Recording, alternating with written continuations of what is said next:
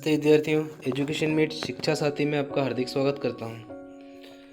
आज हम कक्षा 10वीं हिंदी क्षितिज से आत्मकथ्य के प्रश्न उत्तर सीखेंगे।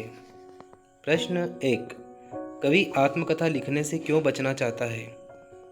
उत्तर, कवि आत्मकथा इसलिए नहीं लिखना चाहता है क्योंकि उसने अपने जीवन में कोई खास उपलब्धि हासिल नहीं की है और उसका पूरा जीवन दुखों से भरा पड़ा है। इसलिए उसके भोले मन की वजह से उसने हर तरफ से धोखे खाए हैं। इसलिए वह स्वयं अपनी आत्मकथा लिखकर अपनी हंसी उड़ाना नहीं चाहता है। आत्मकथा सुनाने के संदर्भ में अभी समय भी नहीं, कवि ऐसा क्यों कहना चाहता है? आत्मकथा सुनाने के संदर्भ में अभी समय भी नहीं है, ऐसा कवि इसलिए कहता है क्योंकि उसके जीवन में बहुत दुख आए हैं और उन दुखों की वजह से उसका हृदय बहुत व्यथित हो गया है। अगला प्रश्न तीसरा, स्मृति को पाथेय बनाने से कवि का क्या आशय है? उत्तर, कवि के जीवन में बहुत दुख होने के बावजूद कुछ अच्छी सुखद यादें भी आई थी। अब वह उन यादों को अपने जीवन मार्ग का पाथेय बनाकर उन यादों के सहारे अपना शेष बचा हुआ जीवन काटना चाहता है। प्रश्न नंबर 4, भाव स्पष्ट कीजिए। कहाँ मिला वह सुख जिसका स्वप्न देखकर मैं जाग गया, आलिंगन में आते आते मुस्कुरा करके भाग गया। भावार्थ इस प्रकार है,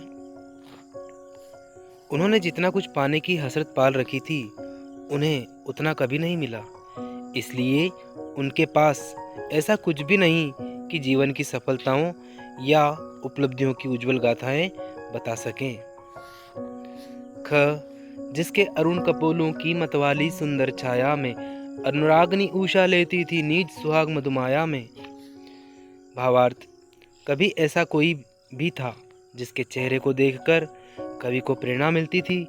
जैसे एक नई सुबह किसी मनुष्य को हर दिन अपने कर्म को करने के लिए उद्यत करती हैं, वैसे ही कवि की प्रेरणा उन्हें उनके लक्ष्य की ओर चलते रहने के लिए उद्यत करती थी। प्रश्न 5वां, उज्जवल गाथा कैसे गाऊं मधुर चांदनी रातों की कथन के माध्यम से कवि क्या कहना चाहता है?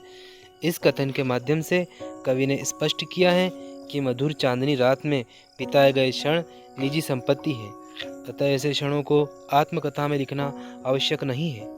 उन्होंने इस कविता में उनको उत्तर दिया है जो लोग उन्हें आत्मकथा लिखने के लिए प्रेरित कर रहे हैं। आत्मकथ्य कविता की काव्य भाषा की विशेषताएं लिखिए। आत्मकथ्य एक छायावादी कविता है जिसमें कवि ने संस्कृत निष्ठ भाषा का प्रयोग किया है। कवि ने इस कविता की भाषा में प्रकृति के भिन्न भिन्न उपमानों का प्रयोग किया है।